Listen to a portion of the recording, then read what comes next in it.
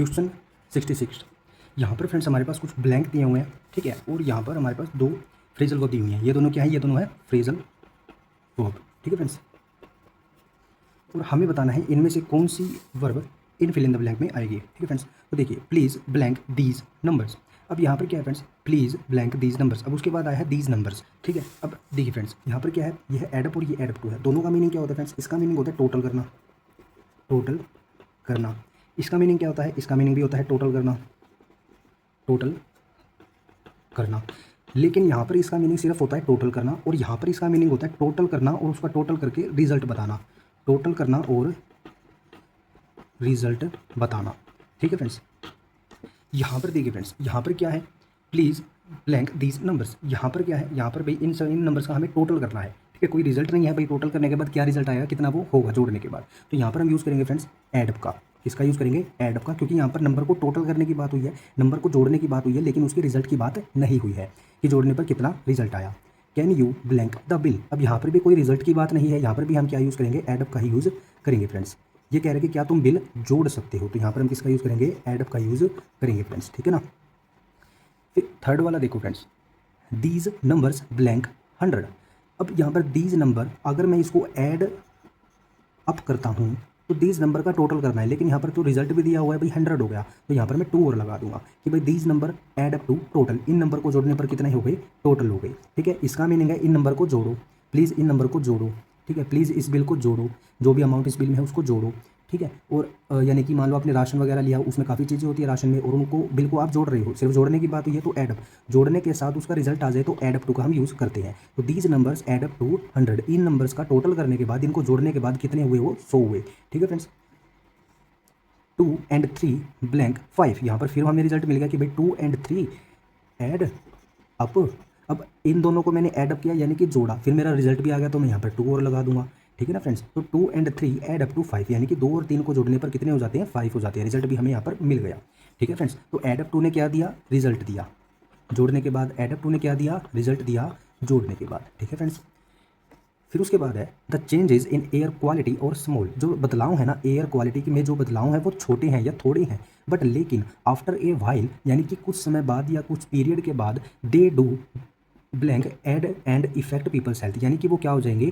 वो यानी कि अब छोटे छोटे एयर क्वालिटी में स्मॉल चेंजेस आ रहे हैं। अब वो चेंजेस छोटे होते होते क्या हो जाएगा? वो चेंजेस यानी कि एक कलेक्शन बन जाएंगे, बहुत ही ज़्यादा उसमें चेंजेस आने लग जाएंगे, और वो पीपल की हेल्थ को वो इफेक्ट करने लग जाएगा, यानी कि उन पर बुरा प्रभाव डालने वो लग जाएगा, ठीक है। तो यहाँ पर ये क्या कह रहा है कि फ्रेंड्स छोटे छोटे चेंजेस होकर क्या हो जाता है? बड़े बदलाव आते हैं। यहाँ पर ये कह रहा है, ठीक है ना। एयर क्वालिटी में छोटे छोटे चेंजेस आएंगे तो बाद में वो एयर क्वालिटी में एक बड़ा बदलाव भी तो देखने को मिलेगा ना। अब पोल्यूशन हो रहा है, वो धीरे धीरे बढ़कर ही तो पोल्यूशन बहुत ज़्यादा हो जाता है। तो यहाँ पर हमें क्या बताना है?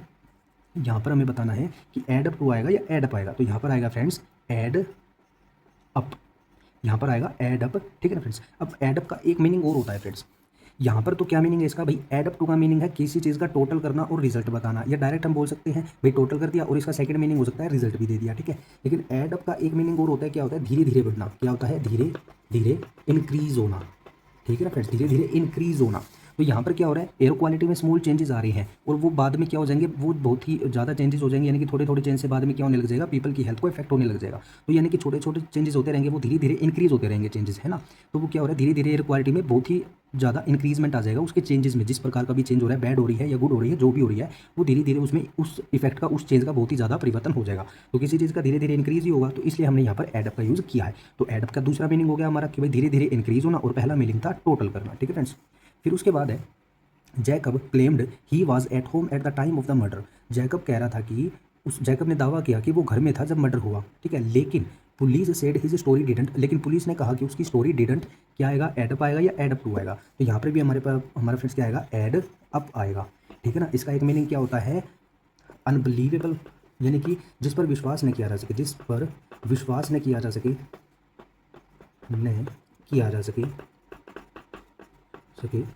ठीक है।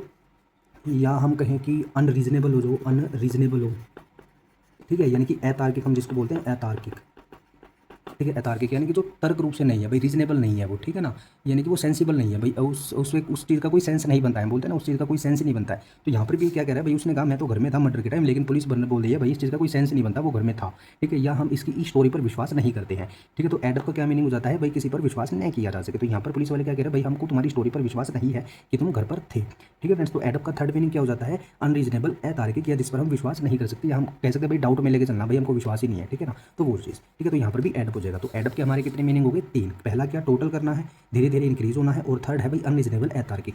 एडअप टू के दो मीनिंग हो गए भाई, टोटल करके रिजल्ट बता दिया, या हम कहीं खाली रिजल्ट, ठीक है ना, रिजल्ट भी होता है इसका मीनिंग, एक तो टोटल करके रिजल्ट दे दिया या सिर्फ रिजल्ट दे दिया। जैसे कि देखिए यहाँ पर हमारे पास सेंटेंस है, इट ऑल, यहाँ पर आएगा एड अप टू, ठीक है, it all add up to a lot of work for all of us. अब इसका मीनिंग है all the different, sorry, all the different things together resulted in a lot of hard work for everyone. अभी कह रहा है कि it all add up to a lot of work, यानी कि हमारे पास जितना भी कार्य था उसको हमने जब देखा भाई, उनको सारे कार्यों को जब हमने जोड़ा या उसको इकट्ठा किया सारे कार्यों को, तो वो बहुत ज़्यादा वर्क हो गया, जो हमारे लिए किस चीज़ का कारण बना। तो हमारे लिए क्या रिजल्ट आया, बहुत ज़्यादा वर्क होने के बाद हमारे रिजल्ट आया कि हमें हार्ड वर्क करना पड़ेगा, ठीक है। तो रिजल्ट क्या आया भाई, हमें हार्ड वर्क करना पड़ेगा। जब हमने उस कार्य को, जितने भी कार्य थे उन सभी को जोड़ा, तो उसका रिजल्ट आया कि भाई हमें बहुत ज़्यादा हार्ड वर्क करना पड़ेगा। तो यहाँ पर एडअप टू का मीनिंग है रिजल्ट आना, ठीक है, किसी चीज़ से रिजल्ट आना, किसी चीज़ का कोई परिणाम निकलना, ठीक है। तो उसका रिजल्ट क्या था, सभी काम को जोड़ने का, भाई हमें बहुत ज़्यादा हार्ड वर्क करना पड़ेगा, ठीक है friends. Question 67, choose the right synonym of abstinence. Options are wane, teetotalism और नेब्यूलस। सो इस क्वेश्चन का राइट आंसर हो जाएगा टीटोटालिज्म, ऑप्शन बी हमारा यहाँ पर राइट आंसर हो जाएगा फ्रेंड्स। देखिए फ्रेंड्स, एब्स्टिनेंस ये क्या है, ये नाउन है, और इसकी एडजेक्टिव फॉर्म होती है एब्स्टिनेंट। इसका मीनिंग होता है परहेज करना या दूर रहना, ठीक है। फिर है इसका आंसर था टीटोटालिज्म, इसका ये है नाउन, और इसका मीनिंग होता है the principle of not drinking alcohol, ठीक है। ये टीटोटालिज्म ये नाउन है, ये एक सिद्धांत होता है क्या, किस चीज़ का, एल्कोहल को ड्रिंक न करने का, या हम कहीं एल्कोहल से दूर रहने का, या एल्कोहल से परहेज करने का, ठीक है, परहेज करने का, ठीक है। तो यहाँ पर क्या आ गया भाई, दूर रहना है। अब यहाँ पर नॉर्मल, यहाँ पर इसका मीनिंग है भाई एल्कोहल से दूर रहना है, और यहाँ पर एब्स्टिनेंस का मीनिंग है दूर रहना, परहेज करना है। तो लेकिन दोनों में क्या आ रहा है भाई, किसी चीज़ से दूर रहने की बात हो रही है, किसी चीज़ से परहेज करने की बात हो रही है, ठीक है फ्रेंड्स। टीटोटालिज्म ये नाउन है, टीटोटल ये एडजेक्टिव है, इसकी एडजेक्टिव फॉर्म है, और इसकी एक और नाउन फॉर्म रहती है टीटोटालर। ये तो क्या होता है, ये सिद्धांत होता है, एक प्रिंसिपल होता है, एक हम कहें भाई रूल होता है, ठीक है ना, बिलीफ होता है, ठीक है। और टीटोटालर क्या होता है, ये एक व्यक्ति होता है जो परहेज करता है एल्कोहल से, ठीक है ना। टीटोटालर क्या होता है, ये एक व्यक्ति होता है जो परहेज करता है एल्कोहल से, और ये नाउन है फ्रेंड्स, ठीक है। फिर है ऑन द वैगन, ये एक ईडियम है फ्रेंड्स, ये एक ईडियम है, ठीक है। इसका मीनिंग होता है decide not to drink any alcohol, यानी कि निर्णय लेना कि कोई भी एल्कोहल आप नहीं लोगे, आप कंज्यूम नहीं करोगे, ठीक है ना। ऑन द वैगन का मीनिंग होता है कोई भी एल्कोहल या सब, यानी कि एल्कोहल से परहेज करना, ठीक है फ्रेंड्स। फिर है वेन, वेन ये एडजेक्टिव है, इसका मीनिंग होता है ऑफ नो वैल्यू, यानी कि व्यर्थ, और अनसक्सेसफुल यानी कि असफल। नेबुलस ये भी एडजेक्टिव है, इसका मीनिंग होता है अनक्लियर और हैविंग नो फॉर्म, यानी कि अनक्लियर होना, यानी कि जो समझ ही ना आए, जो दिखे ही ना वो, और हैविंग नो फॉर्म यानी कि कोई शेप ही ना होना, या हम इसको हम बोल सकते हैं शेपलेस, यानी कि बिना किसी आकृति का, बिना किसी शेप का, ठीक है ना। और नेबुलस तो एडजेक्टिव है, नेबुलसनेस नाउन है, और इसका सिनोनियम होता है फ्रेंड्स वेग। वेग क्या है, ये एडजेक्टिव है, इसका मीनिंग क्या होता है, अनक्लियर होता है, ठीक है फ्रेंड्स।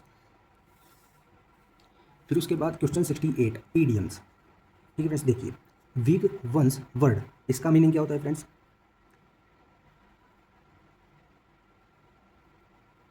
इसका मीनिंग होता है to say something carefully. Weigh one's word का मीनिंग होता है टू से समथिंग केयरफुली, ठीक है। तो फर्स्ट वाले के लिए हो जाएगा ये आंसर। सेकंड है wipe the smile of someone's face, ठीक है। सेकंड वाले के लिए मीनिंग हो जाएगा फ्रेंड्स ऑप्शन डी, सेकंड वाले के लिए हो जाएगा ऑप्शन डी, ठीक है। To cause someone to lose their happiness, यानी कि कारण बनना, किसी की खुशी को नष्ट होने का, या किसी की खुशी को खत्म करने का, उसकी खुशी को कम करने का कारण होना, ठीक है। फिर उसके बाद है विश अपॉन ए स्टार। अब यहाँ पर विश आया है तो क्या होगा, होप ही होगा, किसी चीज़ का ड्रीम होगा, किसी चीज़ का होप होगा, समथिंग अनलाइकली, यानी कि जिसको हम नहीं पा सकते, जिसको कि हम नहीं अचीव कर सकते, उस चीज़ की होप करना, ड्रीम करना, या विश अपॉन ए स्टार करना, ठीक है फ्रेंड्स। फिर उसके बाद है, ठीक है, ये हो जाएगा थर्ड वाले के लिए, ठीक है फ्रेंड्स। फिर फोर्थ बेट ए 1000, इसका मीनिंग होता है टू बी कम्प्लीटली सक्सेसफुल और नेवर मेक मिस्टेक्स, यानी कि पूरी तरीके से सफल होना, पूरी तरह से सफल होना, और कभी भी मिस्टेक न करना, वो क्या होता है, वो होता है बेट ए 1000, ठीक है फ्रेंड्स। ये फोर्थ के लिए हो जाएगा। Question 69, one word substitution. First है टू बिकम लेस इंटेंस और वाइड स्प्रेड। इंटेंस यानी कि तेज होना, उग्र होना, ठीक है, यानी कि जो स्पीड है या तेज है या कोई उग्र है, ठीक है, वो क्या हो गया, वो कम हो गया। कोई वाइड स्प्रेड है यानी कि कोई बहुत ज़्यादा ही फैल रहा है, वो क्या होगा, उसका फैलाव कम हो गया। ये क्या होता है, वाइड स्प्रेड ये होता है फैलाव, ठीक है, उसका फैलाव कम हो गया, यानी कि वो कुछ फैल रहा था, कोई बीमारी फैल रही थी, ठीक है, या कुछ और फैल रहा था, वो कम हो गया। और कोई चीज़ तेज़ हो रही थी, उग्र हो रही थी, वो क्या हो गई, वो कम हो गई। उसे हम क्या बोलते हैं, उसे हम बोलते हैं अबेट। क्या बोलते हैं, अबेट बोलते हैं। तो ये फर्स्ट वाले के लिए आंसर हो जाएगा फ्रेंड्स, ठीक है। फिर उसके बाद है a place where animals are slaughtered for consumption as food. यहाँ पर यानी कि प्लेस जहाँ पर एनिमल्स को स्लोटर किया जाता है, यानी कि उन्हें किल किया जाता है। क्या किया जाता है, किल किया जाता है, ताकि उनको खाया जा सके फूड के रूप में, ठीक है। वो क्या होता है, वो होता है एबेटर। वो क्या होता है, वो एबेटर होता है, ठीक है ना। फिर उसके बाद है the head of A monastery, sorry the head of A monastery. Monastery का हेड होना। मोनास्ट्री क्या होती है, मोनास्ट्री होती है चर्च, ठीक है फ्रेंड्स, चर्च। तो चर्च का हेड क्या होता है, वो होता है अबोट। क्या होता है, अबोट होता है, यानी कि मठाधीश, मठाधिकारी हम बोल सकते हैं, ठीक है। A shortened form of a verb और फ्रेज, किसी वर्ब की, किसी फ्रेज की शॉर्ट एंड फॉर्म होना, वो क्या होता है, वो एब्रीविएशन होता है, यानी कि संक्षिप्तीकरण। जैसे कि मान लो ये मैंने लिखा समथिंग, ठीक है ना, ये मैंने लिख दिया समथिंग, इसको मुझे छोटा करना है तो मैं इसको लिख सकता हूँ समथिंग, ठीक है, ये इसकी एब्रीविएशन फॉर्म होगी, ठीक है फ्रेंड्स।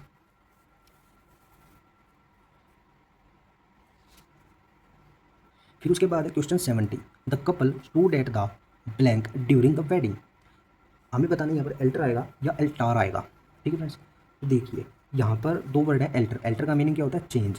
एल्टर का मीनिंग होता है चेंज, ठीक है ना। और एल्टार का मीनिंग होता है वॉरशिप प्लेस, वॉरशिप प्लेस, ठीक है, पूजा स्थल, ठीक है। अब जो कपल थे ना, वो वेडिंग के समय कहाँ पर खड़े होंगे फ्रेंड्स, वो पूजा स्थल पर खड़े होंगे। वो कहाँ पर खड़े होंगे, वॉरशिप प्लेस पर खड़े होंगे। तो यहाँ पर क्या आ जाएगा, एल्टार आ जाएगा फ्रेंड्स, ठीक है ना, एल्टार आ जाएगा, ठीक है। फिर उसके बाद है you should note blank the document. अब यहाँ पर डॉक्यूमेंट की बात हो रही है, तो अब यहाँ पर वॉरशिप की बात तो नहीं आएगी, डॉक्यूमेंट की बात है, तो यहाँ पर क्या आएगा, एल्टर आएगा फ्रेंड्स। क्या आएगा, एल्टर आएगा। क्या आ जाएगा,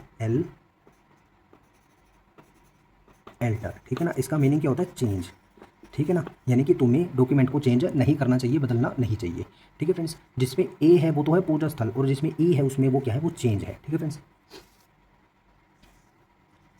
ठीक है। अब उसके बाद फ्रेंड्स एक एक्स्ट्रा वर्ड है एम्ब्यूलेटरी। इसका हमें वर्ड मीनिंग बताना है एज ए नाउन के रूप में और एक एडजेक्टिव के रूप में, यानी कि एम्ब्यूलेटरी के दो मीनिंग होते हैं, नाउन के रूप में अलग होता है और एडजेक्टिव के रूप में अलग मीनिंग होता है, ठीक है ना। देखिए फ्रेंड्स, अगर मैं बात करूँ कि एडजेक्टिव के रूप में इसका मीनिंग क्या होता है,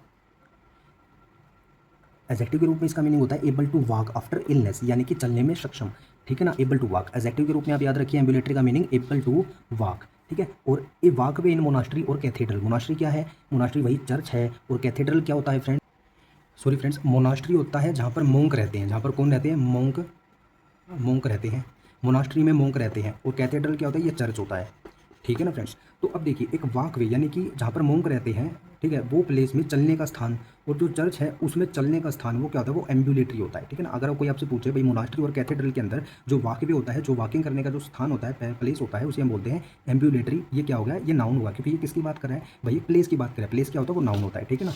और एडजेक्टिव के बारे में इसका मीनिंग आ जाए तो ये एबल टू वॉक होता है, ठीक है ना। ये हमारा क्या होता है, ये एडजेक्टिव होता है, ठीक है। और ये क्या होता है, ये नाउन होता है, ठीक है ना। ये एडजेक्टिव है और ये नाउन है सेकंड वाला, ठीक है फ्रेंड्स।